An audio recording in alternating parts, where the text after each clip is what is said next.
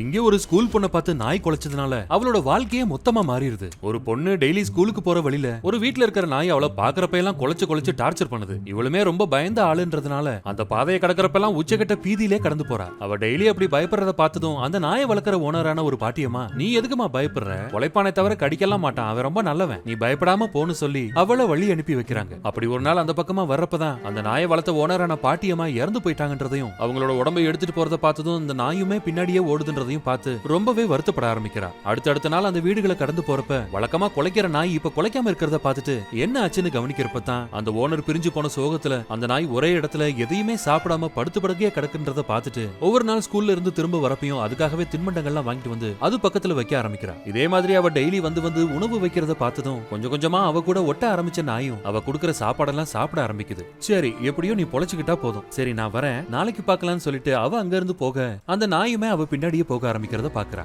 ஏய், என்ன ஏன் பின்னாடியே வர? ஆமா, உனக்கு தான் வேற யாரும் இல்லல, பேசாம நீ என் கூட வந்துடுறியா, நானே உன்னை வளர்க்கறேன், நம்ம ஜாலியா இருக்கலாம்னு சொல்லிட்டு அந்த நாயை கூட்டிட்டு வீட்டுக்கு போறா. இப்ப அனாதையா இருந்த அந்த நாய்க்கு ஒரு புது உறவு கிடைச்சதுனால அவ போற இடத்துக்கெல்லாம் பின்னாடி போறதும் அவ கூட சேர்ந்து விளையாடுறதுன்னு நாட்களை ஓட்ட ஆரம்பிக்குது. அவ டெய்லி ஸ்கூலுக்கு போறதுக்காக போய் பஸ் ஏறப்ப பஸ் ஸ்டாண்ட் வரைக்குமே கூட போன அந்த நாய் அவ வண்டி ஏறி போற வரைக்கும் இருந்துட்டு திரும்பி வீட்டுக்கு வந்துருது. இப்படியே அவங்களுக்குள்ள இருக்கிற ஃப்ரெண்ட்ஷிப் ரொம்ப அழகா வளர்ந்து ரெண்டு பேருமே ரொம்ப சந்தோஷமா இருக்காங்க. அப்போ அன்னைக்கு ஒரு நாள் கொஞ்ச தூரத்துல ஏதோ கூட்டமா இருக்கிறத பார்த்ததும் அதை விளக்கிட்டு போய் பாக்குறப்பதான் அந்த நாய் ஒரு கார்ல அடிபட்டு ரத்தம் சொட்ட சொட்ட உயிருக்கு போராடிக்கிட்டு இருக்கத பாக்குறா. ஐயோ, உனக்கு என்ன ஆச்சு, யாராவது காப்பாத்துங்களேன், யாராவது ஹெல்ப் பண்ணுங்களேன் ப்ளீஸ்னு சொன்னாலும் சுத்தி நின்னுக்கிட்டு வேடிக்கை பாக்குற எவனுமே ஹெல்ப் பண்ணாம இருக்கிறத பார்த்துட்டு வேற வழியே இல்லன்னு தெரிஞ்சதும் அடிபட்ட அந்த நாயை தூக்கி மாரோட அடைச்சுக்கிட்டு அங்கிருந்து தலதறிக்க ஓட ஆரம்பிக்கிறா. கொஞ்சம் கொஞ்சமா அந்த நாயோட நிலைமையும் மோசமாயிக்கிட்டே போறத பார்த்ததும் அவளால கண்ணீரை அடக்க முடியாம அழுதுகிட்டே ஓடுறா. கடைசியில அங்க இருக்கிற ஒரு வெட்டினரி ஆஸ்பத்திரியை போய் பாக்குறப்ப அங்க யாருமே இல்லாம கதவு பூட்டி இருக்கிறத பார்த்ததும் பதறி போறா. ஐயோ, யாராவது இருக்கீங்களா, தயவு செய்து எங்களுக்கு ஹெல்ப் பண்ணுங்க ப்ளீஸ், யாராவது வாங்கன்னு சொல்லி கதறினாலும் சரியான நேரத்துல சிகிச்சை கொடுக்க முடியாம அந்த நாயுமே அவ கையிலேயே இறந்து போயிருது.